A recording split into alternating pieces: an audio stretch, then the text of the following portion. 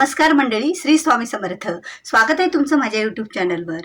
तर आता 2 एप्रिलला हनुमान जन्मोत्सव हा दिवस आलेला आहे. तर आपल्या सर्व हनुमान भक्तांसाठी आणि सर्वच आपल्या कुटुंबातील व्यक्तीसाठी हा दिवस खूप महत्त्वाचा मानला जातो. कारण हनुमान ही जी देवता आहे ही आपल्या सर्व संकटांचं, विघ्नांचं हरण करणारी आहे. म्हणून तर पूर्ण गावाचं रक्षण असो किंवा गल्लीचं रक्षण असो, ज्या गल्लीमध्ये हनुमान असतील ते हनुमान हे एका आपल्या सर्व तेवढ्या गल्लीचं, तेवढ्या गावाचं रक्षण करत असतात. म्हणून तर त्यांचं मंदिर हे येशीच्या ऐन येशीवर असतं, की त्या येशीतून कुठलंही वाईट ऊर्जा आपल्या गावामध्ये प्रवेश करू नये. असं ह्या हनुमानाचे मंदिर आपल्या गावातल्या येशीवर असतात. किंवा तुम्ही शहरात असेल तर बघा, ते हनुमानाचे मंदिर अशा ठिकाणी असतात, की तिथून बरेच रस्ते जातात, बऱ्याच गल्ल्या एकत्र येतात. अशा ठिकाणी हनुमानाचे मंदिर असतात आणि त्यावेळेला हनुमान या एवढ्या लोकांचं सुद्धा रक्षण करतात. जी काही वाईट ऊर्जा ही हनुमानाला खूप घाबरत असते. नजरबाधा असो, नजरदोष असो, करणीबाधा असो किंवा कुठले तरी वाईट शक्ती असो, त्या वाईट शक्तीच्या पासून जर आपलं संरक्षण व्हायचं असेल तर हनुमान देवता याचं संरक्षण करत असतात. मग आता या देवतेचं आपण जो जन्मोत्सव आहे तो कसा साजरा करावा? कारण बऱ्याच लोकांना एवढी माहिती नाही की जन्मोत्सव साजरा करताना कोणते नियम पाळावे, जन्मोत्सव साजरा करताना कोणत्या गोष्टी, कोणत्या वस्तू आवश्यक आहेत. आता पूजामध्ये आणि बऱ्याच गोष्टीमध्ये असे बरेच फरक असतात आणि ज्या वेळेला आपण अशा पद्धतीमध्ये व्यवस्थित जर हनुमानच्या चरणी पूजा अर्चना केली तर हनुमान आपलं वर्षभर रक्षण करत असतात. वर्षभर त्यांची ऊर्जा ही आपल्यासोबत राहते आणि म्हणून तर आपल्याला हनुमान जयंतीच्या दिवशी, हनुमान जन्मोत्सवच्या दिवशी हे 5 नियम जर घरात महिलांनी पाळले तर हनुमान जन्मोत्सव आणि केलेल्या पूजेचं फळ हे आपल्यासोबत वर्षभर टिकत असतं आणि यामुळे आपल्या कुटुंबाचं संरक्षण होतं आणि आपल्या सर्वांची प्रगती होत असते. आपल्या घरातले संकटांचं निवारण होत असतं. जर महिला आपल्या घरातील ह्या 5 वस्तू कुणाला देत असतील तर आपल्यावर संकट आणि विघ्न येण्याची सुद्धा वेळ येत असते. म्हणून तर त्या वस्तू कोणत्या आहेत आणि त्या वस्तू आपल्याला द्यायच्या नाहीयेत, कुणाला द्यायच्या नाहीयेत याबद्दलची संपूर्ण माहिती तुम्हाला या व्हिडिओच्या माध्यमातून मिळणार आहे. त्यामुळे व्हिडिओ हा स्किप न करता शेवटपर्यंत पहा. तुम्ही जर माझ्या चॅनलवर नवीन आहात, अद्याप तुम्ही चॅनलला सबस्क्राईब केलेलं नसेल, मालनीज लाईफस्टाईल या माझ्या चॅनलला सबस्क्राईब केलेलं नसेल तर नक्कीच केव्हा केव्हा मी माझ्या या चॅनलवर असे नवीन व्हिडिओ अपलोड करेल माहितीविषयक, त्याबद्दलची माहिती तुम्हाला अगोदर मिळेल आणि माझा एकही व्हिडिओ हा मिस करणार नाहीत. असो, आता चर्चा करूया की या दिवशी आपण कोणत्या वस्तू कुणाला द्यायच्या नाहीयेत. आता ह्या 5 वस्तू एवढ्या आवश्यक आहेत की ह्या जर आपण कुणाला दिल्या तर आपल्यावर संकट, विघ्न येण्याची भीती सुद्धा असते. तर त्या 5 वस्तू कोणत्या आहेत? तर पहिली जी वस्तू आहे ती आपल्या घरातील मीठ. आपल्या घरातील मीठ ही नकारात्मक ऊर्जा बाहेर करणारं असतं. आपल्या घरात जर मीठ असेल, त्या मिठाचे काय आपण उपाय केले तर या उपायानं सुद्धा आपल्या घरामध्ये बऱ्याच ज्या नजरबाधा, नजरदोष अशा वस्तू बाहेर काढल्या जातात. कारण मीठ हे समुद्राच्या पाण्यापासून तयार केलेलं असतं, आपल्या सर्वांनाच माहीत आहे. आणि मग समुद्रासारखं विशाल जेवढ्या काही गोष्टी, काही त्रास देणाऱ्या गोष्टी असत्या तर त्या सर्व गोष्टी आपल्या घरातून बाहेर निघत असतात. म्हणून तर चुकूनही या दिवशी तुम्हाला ही वस्तू, एक मीठ कुणालाही द्यायची नाही. जर आपण ही मिठासारखी वस्तू दिली तर आपल्यावर संकट येण्याची सुद्धा भीती असते. आता दुसरी वस्तू ते म्हणजे लिंबू.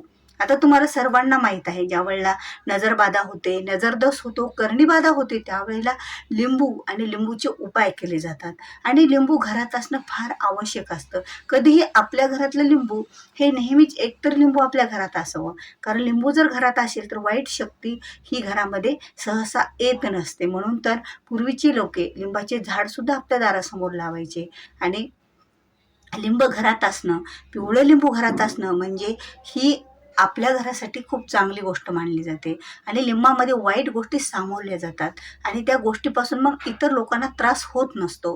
त्यामुळेच तर ही जी लिंबू आहे ना, तर ही लिंबू आपल्याला कुणालाही द्यायचं नाही, या दिवशी चुकूनही द्यायचं नाही. तुमच्या घरी कोणी कितीही मागायला आलं की बाबा आता उन्हाळा सुरू आहे, आम्हाला लिंबाची खूप गरज आहे, तुम्ही तुमचं लिंबू आम्हाला देता का? तुमच्याकडचं एक लिंबू द्या बरं, आम्हाला शरबत वगैरे करायचं. असे बरेच लोक मागायला येत असतात. त्यांनाही माहीत नसतं काही गोष्टी गोष्टी पण आपण द्यायच्या नाहीत.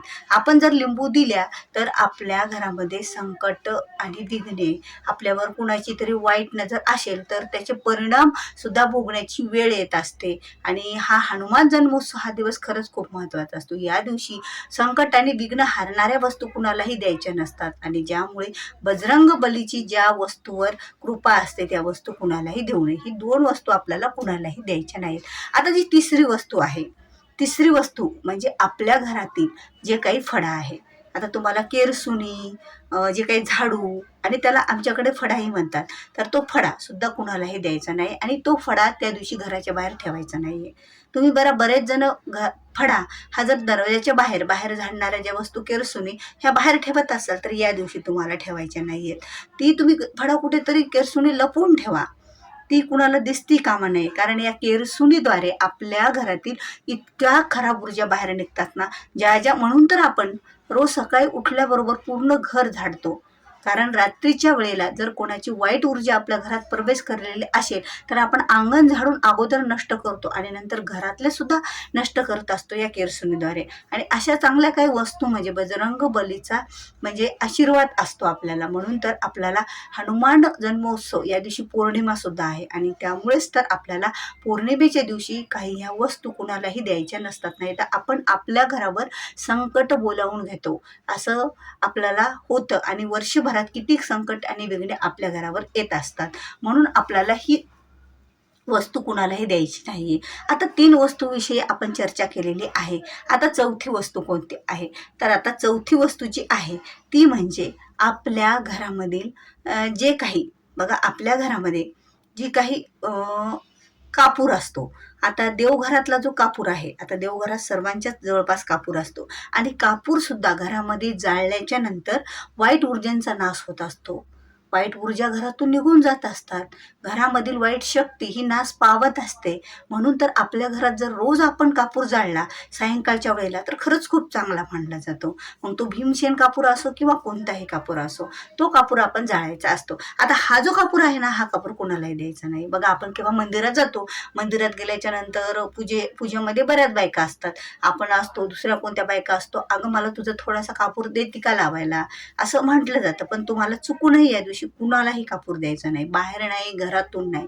कारण ही वाईट ऊर्जेचा नाश करणाऱ्या गोष्टी आहेत आणि त्या गोष्टी या हनुमान जयंती उत्सव, जन्मोत्सव आणि पौर्णिमेच्या दिवशी द्यायच्या नसतात. कारण चैत्र पौर्णिमा सुद्धा ही खूप महत्त्वाची मानली जाते काही वस्तूसाठी. त्याच्यात लक्ष्मीकारक वस्तू असतात आणि वाईट गोष्टी बाहेर काढणाऱ्या वस्तू असतात. त्यामुळे ती वस्तू आपल्याला कुणालाही द्यायची नाहीये, चुकूनही द्यायची नाही. आता 4 वस्तूविषयी आपण माहिती ऐकलेली आहे या व्हिडिओच्या माध्यमातून. आता बघा, या दिवशी आपण हनुमान जन्मोत्सव हा अगदी आनंदात साजरा करायचा असतो. अगदी आनंदात, की आपल्याला कुठल्याही प्रकारच्या वाईट गोष्टीपासून दूर राहायचं असतं. कारण बघा, आता श्रीराम सर्वांनाच माहीत आहेत. श्रीरामांनी ज्या देवतेला म्हणजे हनुमानाला निवडलं होतं की युद्धामध्ये, आणि युद्ध खेळून वाईटावर विजय प्राप्त करून घेतला होता आणि त्यामुळेच तर हनुमान आपल्या घरामध्ये विजय प्राप्त करून घेण्यासाठी हनुमान जन्मोत्सव हा दिवस अतिशय शुभ आणि पवित्र मानला जातो. म्हणून या दिवशी शक्यतो आपण आपल्याला यश प्राप्ती आणि विजय प्राप्ती असे उपाय आणि तोडगे करावे आणि काही नियम आपण अवश्यच पाळावे. काही घरातल्या वस्तूमध्ये सुद्धा, काही गोष्टीमध्ये सुद्धा काही गोष्टी लपलेल्या असतात आणि त्यामुळेच तर आपल्याला ह्या वस्तू घराच्या बाहेर द्यायच्या नसतात. आता आपल्या घरातील जी 5वी वस्तू आहे ती म्हणजे तेल आहे. बघा, जी तेल वस्तू आहे ना, जी तेल आपण दिव्याला वापरतो, ज्या तेलापासून आपण भाजी वगैरे बनवतो, किचनमध्ये वापरतो, ते तेल आपल्याला कुणालाही द्यायचं नाही. बघा, तेल हे शनिनाशक असतं. शनिदेवाला म्हणून तर तेल टाकलं जातं आणि शनिदेव आणि हनुमान यांचा खूप जवळचा संबंध आहे. शनिदेवाने असं सांगितलेलं आहे की जो कोणी हनुमानाची उपासना करतो त्याच्यावर माझा कुठलाही कोप नसतो, मी त्याच्या खूप लांब असतो. म्हणून तर हनुमान जन्मोत्सवच्या दिवशी तेल हे आपल्याला कुणालाही द्यायचं नाहीये. कारण तेल हे शनीला आवडणारं आहे. शनीचा प्रकोप संपवण्यासाठी तेल हे खूप महत्त्वाची गोष्ट मानली जाते. म्हणून घरातलं तेल हे लक्ष्मीकारक सुद्धा मानलं जातं. त्यामुळे कुणालाही चुकूनही या दिवशी द्यायचं नाहीये. एवढी काळजी महिलांना आपल्याला घरात घ्यायची आहे. कारण आपण दिवसभर घरात राहतो आणि वस्तू कुणाला द्यायच्या ह्या आपणच ठरवत असतो. म्हणून या वस्तू आपल्याला अजिबात कुणालाही द्यायच्या नाहीयेत आणि या वस्तूमधून आपल्याला एक चांगली ऊर्जा मिळत असते. आपल्या घराचं, आपल्या कुटुंबाचं रक्षण होत असतं, असतं, संरक्षण होत असतं, आपल्या घराची सुद्धा प्रगती होत असते. कुटुंबातील सर्व व्यक्तींची, मुलांची, पतीची, व्यवसायाची, स्वतःची सर्व गोष्टीत प्रगती होत असते. म्हणून ह्या 5 वस्तू हनुमान जन्मोत्सवाच्या दिवशी चुकूनही कुणाला देऊ नका, नाही तर तुम्हाला याचे परिणाम खूप वाईट भोगावे लागतील. आणि त्याचबरोबर आपल्या घरावर संकट आणि विघ्ने सुद्धा येण्याची भीती असते. म्हणून वर्षभर संकट विघ्ने येतील जर आपण ह्या 5 वस्तू हनुमान जन्मोत्सवाच्या दिवशी कुणाला दिल्या तर. तर खरंच महिलांनो, काही गोष्टी आणि काही नियम हे आपल्या कुटुंबासाठी आपल्याला पाळायलाच हवे. तर व्हिडिओ आवडला असेल तर व्हिडिओला लाईक करा, शेअर करा. चॅनलवर नवीन आहात, अद्याप चॅनलला सबस्क्राईब केलं नाही तर नक्कीच चॅनलला सबस्क्राईब करायला विसरू नका. तर भेटूया पुन्हा अशाच एका नवीन आणि माहितीपूर्ण व्हिडिओसोबत. तोपर्यंत श्री स्वामी समर्थ. जय जय स्वामी समर्थ.